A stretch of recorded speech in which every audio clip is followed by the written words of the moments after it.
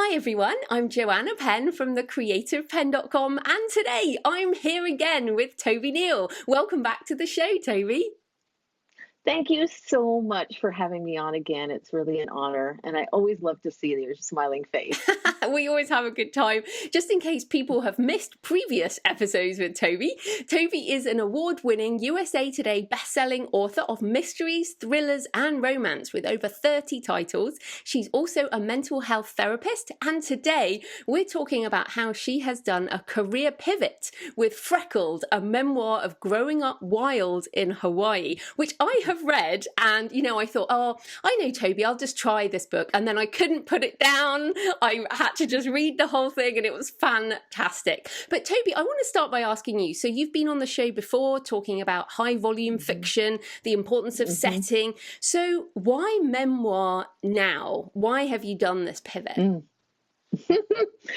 I think the answer goes back to the fact that we are more than authorpreneurs with a business, writing books that sell, or trying to, as many of us are. We're creative people. And I honestly had a very unusual upbringing.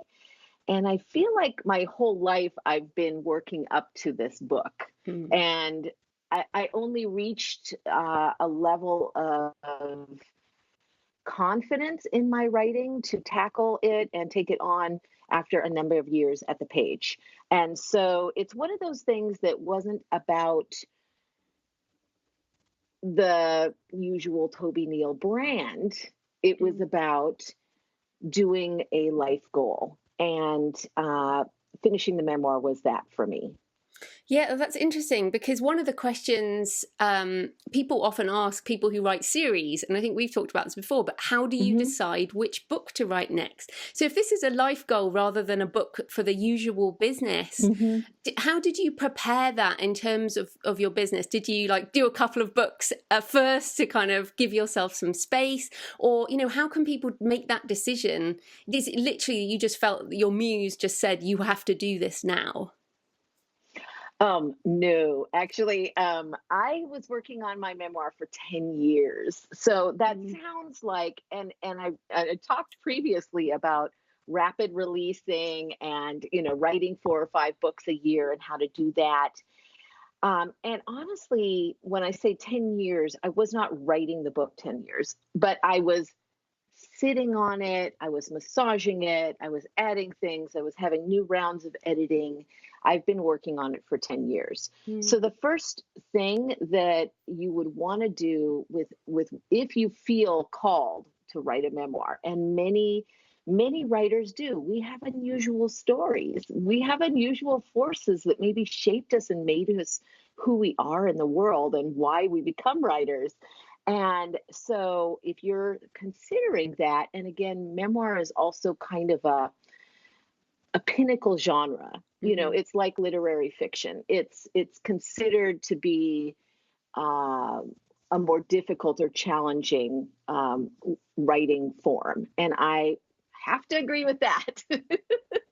I spent 3 different iterations of trying to write my memoir. First, I tried it in third person because I was so much more comfortable talking about my life like as someone else, And then I got a little closer to it and made it sort of a clinical book about becoming a therapist with flashbacks to my own childhood. And that felt really clunky, and I couldn't arrange the events. And then I just really sat and meditated on, what did I want the reader to experience?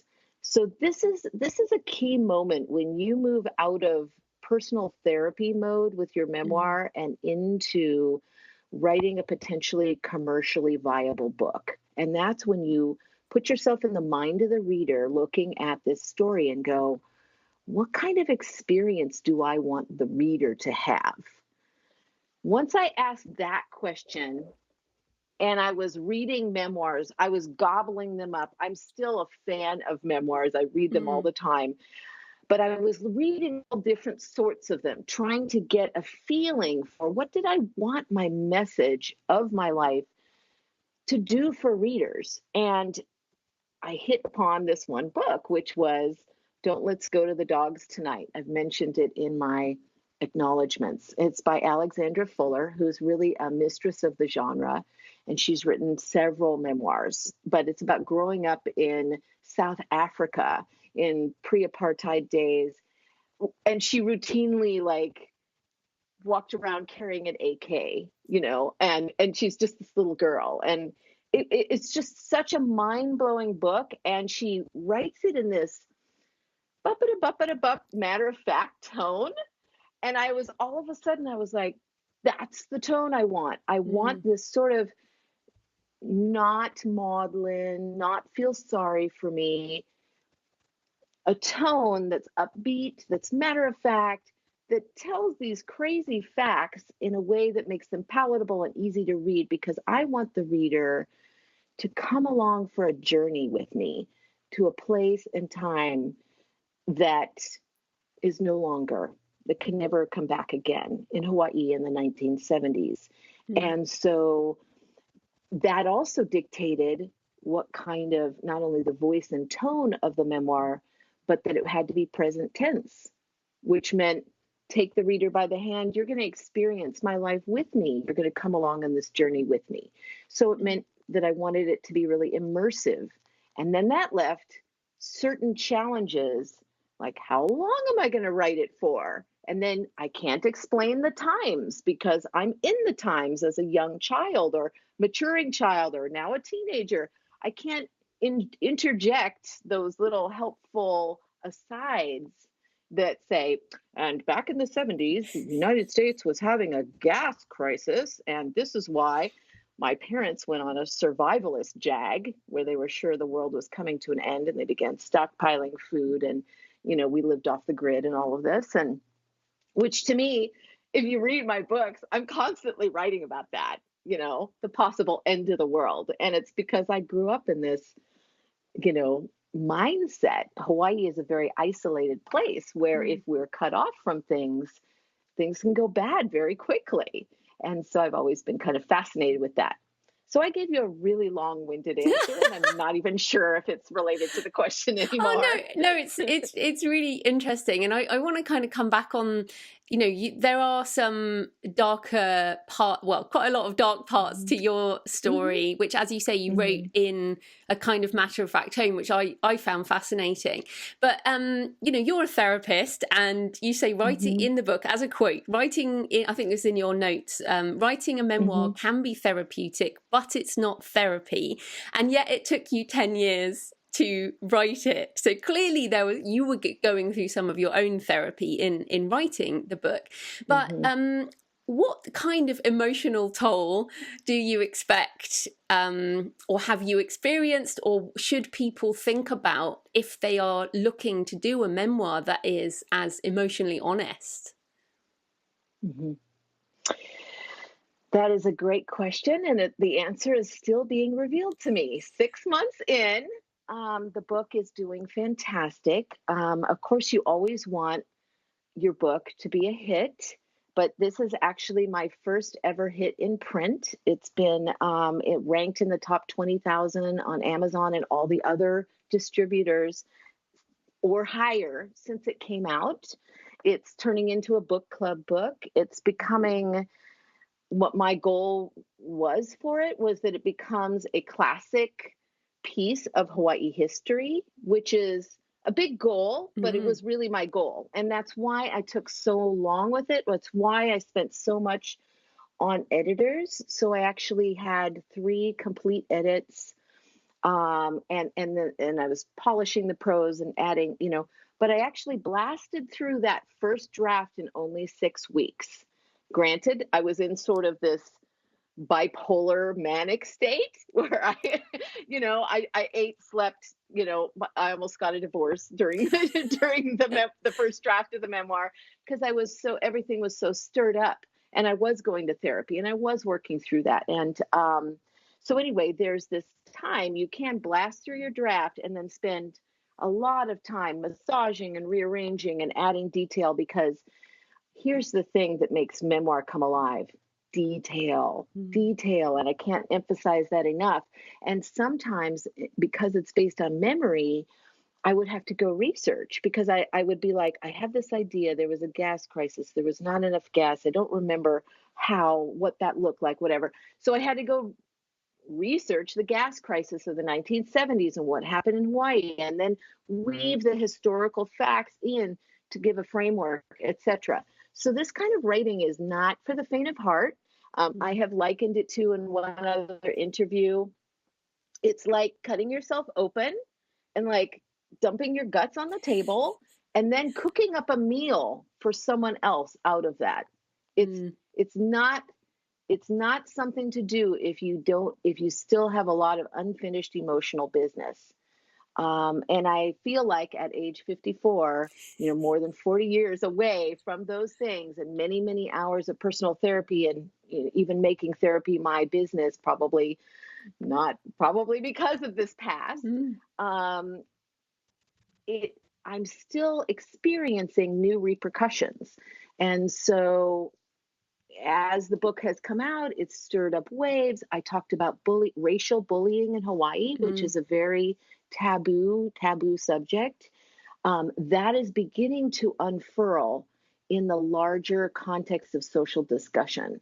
And now I've got, this editor for Hawaii Magazine calling me and interviewing me. I went to a junior high school where this teacher fell in love with the book and wanted 50 of the copies, and wants the 8th grade of this island, school to have this as required reading, not just because it's a good book, but potentially I was like, it's not written for kids. It's about kids. It's not written for kids. And she's like, 8th graders are reading incredibly intense stuff, and they need to know what it's like to be bullied. The racial problems that we have in public school in Hawaii continue. So things like that, I am beginning to see my goal of it becoming a classic happen. But there's no way, even when you think and you've done all the work and you've talked to your parents and you've got everybody's okay, there's just no way to know all the ripples that will go out and where they end up and what they end up changing in the world dialogue. And so I do have a tip that I would do differently. In my book, I basically changed the names of people who were famous, because I actually grew up with several famous people. And I just decided I didn't want to deal with any of their PR stuff or whatever might happen. So I changed their names. I changed the names of the most egregious bullies and enemies of my childhood. Again, same reason. I was already their victim once. I don't need to be their victim again. But I left a lot of the the story the same. I felt like the stories were positive. I just left it the same. It was just a judgment call. I would change everyone's name now. Everyone, including my parents, potentially my sisters. Like, I asked everyone's permission who's a major character, and they were all okay with it. But it's one thing to think what that means, and it's another thing to have a hit book that's being read by thousands of people, and people looking you up online and trying to having their reactions, making their judgy comments. There's just no way, to know all the ripples that are going to happen. And there's even interest in making the book into some sort of movie. And I'm like, could you please do my fiction? Like, really, my fiction is so good. It's multicultural heroines. Isn't that hot now? Like, let's do that instead. Yeah, but that's so interesting. I mean, because maybe what's happened with the book, maybe you and those other people didn't expect it. Maybe you thought, oh, it will just be another book. And yet it has taken on, as you say, it's taken on a life of its own. And this is a great, not not warning, because, you know, I think you've done amazing things and it's an amazing book and it deserves all success. But equally, like you say, you would have changed that now. So it's really good to hear that as someone who's definitely thinking of writing a memoir, you know, to kind of go, you just can't, you can't control what other people think of what you're remembering of the truth is, because truth is such a difficult concept. In that way. Absolutely. It's a completely moving target. And even though I put 2 disclaimers, one at the very beginning, this is a memoir based on memory. We know that it's tricky. I've done the best I can to fact check, but etc. Put the same thing at the end. I really padded things with that. I tried to be very gentle with some of the stories. It is not a, you know, it's not a, yes, there's dark and gritty things, but compared to like Educated, that new one with Tara Westover, it's tame as all get out. You know, it's, but still there's repercussions that you can't possibly imagine. And again, in hindsight, I would just protect myself and the people in the book more with another layer of anonymity. Yeah, good tip. So let's talk about, because you didn't change your name completely. You did put an initial in, or no, you're using TW, aren't you? TW Neal. So according to Amazon's rules, it's a different pen name to your fiction, but you haven't disguised it. It's clearly you and your name. But let's talk about the business side, because you did mention there. You mentioned the phrase commercially viable, which often people don't consider memoir necessarily commercially viable, and in fact most memoirs are not commercially viable. So what did you do in preparation for this book in order for it to to have a good chance at becoming what you wanted it to be, and what did you do differently sort of in that preparation phase than you've done with your other name? That is a great question, and I did do a lot of different things. So one of the things I know is that people like memoir in print, and that's one of the challenges for an indie is to sell print books. And believe me, I've run into every barrier there is with that and tried to climb over them, and many times just fallen back into the crab pot going, I guess this is just my life as an indie, is I'm not going to have a print presence. But I knew that for memoir to be a hit, print has got to be part of that equation.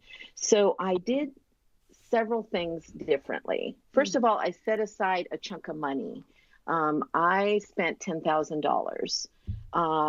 And that was for the first 3 months of the book launch. I saved that up aside out of my other business. I did think I have 80,000 followers on BookBub. I'm not saying that to brag, but just to say, that's a lot of emails that go out when I have a new release. And I was excited to let my BookBub followers know that I had a memoir. And the week before the book launched, I found out that TW Neal was not going to get a different name, email, right?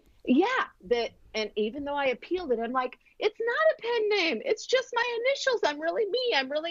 My readers want to buy this book. They will want to know. And BookBub was adamant that it was too different. So I lost 80,000 emails.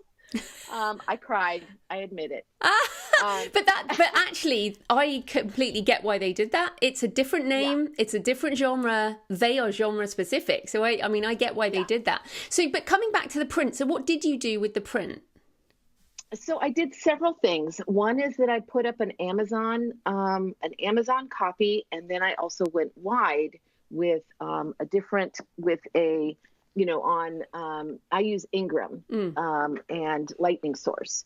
So the Amazon one, I priced, it has black and white photos. Okay, so I did put a lot of extras into this book. It's got beautiful, pretty good sized photos, which I think enhance the text. So here's the color one. The color one is priced at $24.99 and is printed through Lightning Source. So did you do a print run? You did you paid for a print run? Well, no, not necessarily. I just did Oh, POD, okay. but I ordered a lot, that I sent out to the new book bloggers, which is Ah. Instagram. Aha. So forget the old book bloggers. I did an Instagram campaign and I tracked down these book reviewers on Instagram and I approached them and said, "Hey, would you like to read a book about Hawaii?" And this was in the first month or so of the release, mailing out, me and my assistant, me and my business manager, mailing out tons of copies of these to Instagram book reviewers. Mm. So what's great is then for months afterwards, whenever they get around to your book, that's when there's 25,000 Instagram followers seeing a picture of your book. So did you So do I that also hardback or paperback? so I did a trade paperback. It's a really nice quality book, but not a hard copy. Then I also did a separate KDP version that was priced at $19.99 with black and white photos because I figured that the Amazon crowd wanted a cheaper book. I don't know. It was an experiment. They're both available on Amazon, but what Amazon does really well is completely suppress any other presence but their own. Yes. So you have to actually search for my color picture one on Amazon with the ISBN number, if you can believe it. So that's really tricky. So I was, in order to sell more print, I did an Amazon version and an other than Amazon version, and I made them different so that there is different value and different reasons to buy them. Other things you can do is put book club questions in the back. Your cover is critical for print, and any other reason. But the key thing that I did for marketing was hone in on a target book that was similar to mine. And I don't do this with my thrillers, except in my Amazon ads. Like I'll be like, okay, who's like me? And I'll target those things in ads. But in the actual way that the book was marketed, I basically targeted Tara Westover's Educated. And I said, if you liked Educated, you'll love Freckled. It's a similar story of overcoming, only set in Hawaii. And so that was a key piece of the marketing, was all the different ways that I went in the wake of a huge book. There's also Michelle Obama's Becoming, which I just felt like my book was not like that. Like you truly need to do the homework, and you can't just like use Ad Rocket and look at the competition and go, oh, I'll just tag. I mean, to me, that's cheap. That's cheap, and it shortchanges the readers, because they're gonna be like, this isn't like that book. This isn't like Michelle Obama's Becoming. You really have to do that homework and read the books. And so that's a really key concept in marketing something new with under a different name, is to find something that's big, that's doing well, that's like it. And then you can either create a cover that sort of sends the same message and looks like it, and description, that's sort of like it, or you go completely unique. And I decided to go completely unique. I wanted to stand out in the field. I wanted my book to look completely different. So I think it should either be like the book you're targeting or very different. And this is a one-of-a-kind photo. I used a top-end designer to create a really unique looking book. And you can't underestimate that effect. That's really important. I have a number of questions off that. First of all, book clubs. How did you reach out to book clubs? I have focused on my home state of Hawaii because this book is a piece of my goal for it is that it becomes a classic piece of Hawaii literature. The story of Haoles, we're called Haoles, white people living in Hawaii as part of a very mixed race culture. And our story back in the 70s, 60s, and 70s. And so I lost the train of the thought. Book clubs. How do we get to book clubs? Yeah. I did have contacts from my other book of book clubs and reached out to them on email and said, hey, I'm doing a memoir. Would you guys be interested in reviewing it? I will send you sample books. You know, this was all a lot of extra legwork that I don't do for my thrillers and mysteries, a ton. And, you know, I reached out, I followed a zillion Instagram book reviewers, and you can find them by hashtags like Bookstagrammer, you know, and you start finding them, and then they usually have some sort of contact information too. And I would, you know, send them an email and be like, I'll send you a book. And thankfully, you know, I have help. I have a wonderful business manager that helps me with these kinds of things because it is a lot of legwork. But what happens is it's a slower build than my mystery thrillers, where I have an established audience. And it's another Toby Neal book. And basically, I send an email, I do a few ads, I may announce on Facebook, done. You know, this is like a whole other level of building, and setting a foundation. So anytime I think what we're talking about applies to anytime you're going to try to establish yourself in another genre. So say you're a romance writer, but now you want to write a thriller, you're going to be up against these same sorts of tasks. And in our marketplace, I'm moving away from trying to do everything under the Toby Neal umbrella, which I started out thinking I could do. I'm now rebranding my romances under, I'm calling it Toby Jane. I've got T.W. Neal for nonfiction. I've got Toby Neal for mystery and thriller. And I may do some other genres, and I'm going to have another pen name. But I feel like I've learned really a lot of lessons on how to launch successfully and gain momentum that lasts, launching the memoir. Yeah, well, it's interesting. So you're looking at doing more pen names. Is that, and you said that our marketplace, like the marketplace we're in right now, is that because of you want the algorithms to be linking books of a similar genre together? Like you don't want your crime to be mixed up with your romance or your memoir, that type of thing? What I've seen over time, because I did start out as kind of an indie with a whole bunch of genres and all under Toby Neal, is that we've become more and more AI driven, and marketing is more and more niche. And I took that into account when I did this book, because I didn't want it to be suppressed like what I've seen happen with my romances. And so I felt like I was going to take the hit early of obscurity. You know, nobody's going to know who T.W. Neal is. Not one single Amazon follower, not one single BookBub follower. And I was, you know, and that hurts. You know, but you've got to take the long view.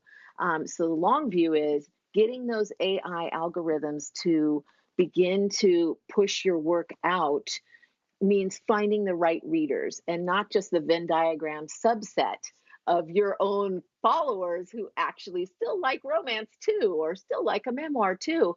Memoir readers are often very different from thriller readers or fiction readers. And I knew that there'd be a few of my readers who wanted to read it, but a lot of them, it was all about finding those people who love a book club book. And that's a whole different market. Yeah, well, that's really interesting. So that the budget that you put aside, the 10,000. So you know, approximately how much did you spend on printing and sending books versus, say, Amazon ads? They seem to be the two big cost buckets. Yeah. So I think I had. Well, I didn't include what I spent on what I call book production. Yeah, editing and cover. I spent $6,000 on book production for Freckled. Again, my husband thought I was nuts, and I'm safe. I'm safe to say this now. He thought this was a vanity project, and this is something it could have been. It could have been. It could have been. It could have been. But he kept going like, why? And I'm like, because the world needs stories about resilience. The world needs stories about overcoming. The world needs a real story with a happy ending, because that's what my story is. And I kept just like, I was, even in the face of so much opposition, I had to hold on to my conviction about this book and what I was going to spend on it in editing, no matter, and then the $10,000 was with advertising. So Right. another thing that I did I was looking at what Westover's publicists and all, I was following that book and studying everything they did. And one of the things they did was put the book in as a giveaway in these high-end hotels. And so this is a service I want to tell you about. You may not know about. It's called bedside reading. And it's a competitive service. You basically apply, and you can mention to Jane that I sent you and told you about it, because now we're on a first name basis, the woman who runs it. And Educated was given away at several super high-end hotels on the side of the room, bedroom table. It's a way of reaching influencers with print. And so I invested in that as a part, completely not a Toby Neal thing. This is a TW Neal thing. I thought, people, if they could see this book, if they could touch it with their hands, if they could look at this intriguing, they would not be able to resist it. It's magnetic, And so I paid to have it in. She can't always, but it was put in hotels in California. She arranged an amazing signing for me down in Los Angeles during Oscar month. So I had an opportunity, actually, through that. A producer read it, picked it up in the room, read it. These are things that can't be quantified. So how do you create a book that goes viral? I think you just got to, and sometimes you got to just hit it with everything, a whole bunch of different approaches, because you don't know which one is going to turn the tide and make that book into a bestseller. And I think it's right. It feels right that you're doing this. Like you said, it took 10 years to write it, but you've also had 10 years of indie publishing. Well, you've had a number of years. You've had a lot longer as a writer. Your maturity and understanding of the marketing is just as important as the writing at this point. That you've behaved like a traditional publisher there. You've behaved like, you've put a budget to it. And we all know, if you get a traditional publishing deal, the amount that the advance is and the money they're going to spend on marketing is what will be a success. So you have to invest in this stuff. So it feels right that you believed in the project enough to do that. So I'm wondering then, what are you going to do? Like, how are you going to take TW Neal on? Because I know how difficult it is to manage multiple brands. And if you are doing social media under different brands, if you're doing different email lists, if you're doing different websites, how are you going to manage TW Neal alongside everything else? Oh, I wish you hadn't asked me that question. No, I'll just do it the best I can as I can. I do plan to do more memoir. I feel drawn. I feel drawn to the art form that it is. It is. I've likened it to making art out of life, which is different from making art out of our imagination, which to me, that's fiction. Making art out of life is like, it's more challenging. And as I've matured as a writer, it calls to me more. So I am going to do more. It takes longer. What I've set up in my business is these sort of windows, these pockets, a couple times a year, where I get to dive into my nonfiction and go away from my normal publication calendar and be in there just massaging sentences, making beautiful sentences, making beautiful ways to describe actual occurrences, which again, it's just a whole different form. And many, and very competitive too, very, very competitive as far as top end writers doing it. Yeah, so but it's interesting. Exciting. It is. It's exciting, but it's interesting because you've been on this show before talking about high volume, rapid release fiction, and yet this seems very, very different, as you're saying, very different form of writing. And I wonder, I mean, we've been doing this a while, and it feels to me like the speed of rapid release has become so fast that you almost need to zig when everybody's zagging, and zag when people are zigging. Like if we're getting to a point where some brands are releasing a book a day, then you need to go a different way and think about multiple streams of income and running your business in a different way. So are you feeling that way, like same as I am, which is you can't win that game, so you have to do it differently? Yeah. Absolutely. And I have to say that our talk, I had the joy of meeting you in person last October, and we both were talking about the marketplace and the crazy things that are not just with the scammers and the ghost writers and then the collective groups writing under the same name and churning out a book. It's so daunting that, to me, I wanted it has kind of, put me off from that. And what I want to do is focus in on building loyal readers that will continue to buy my fiction. So that's very much a relationship building kind of thing, and making sure that each book is, for me, top quality, because when people come for your work and they're loyal to your work, they're looking for a certain kind of emotional experience. And I want to consistently deliver that without compromise. And I believe all of these things are compromised. There's just so much stuff in the market. And then I want to last. This is a marathon, not a sprint. It's a marathon, not a sprint. And many of us indies who are at the high productivity level are burning out and dropping to the wayside. And I don't want to be one of those. We're not just business people, we're creative artists. And you've got to be writing stuff that still makes you happy and proud of your work, that you believe will stand the test of time. And this is why I wrote this book. I want it to stand the test of time. I want it to be a classic. I want it to be something that adds to the discussion in Hawaii about the settlement of the islands and all the different races that make their home there. That's a big goal. And that, maybe I'll do that with my fiction, because I've now written, 30 books that star Hawaii. And I had a meme one time that said, everything I know about Hawaii, I learned from a Toby Neal book, which was kind of terrifying. But, I have become this voice for my niche. And I guess if you are going to stay in this long term, not only as a creative person, but as a business person, you've got to find that niche. And that's where I think we can go deeper.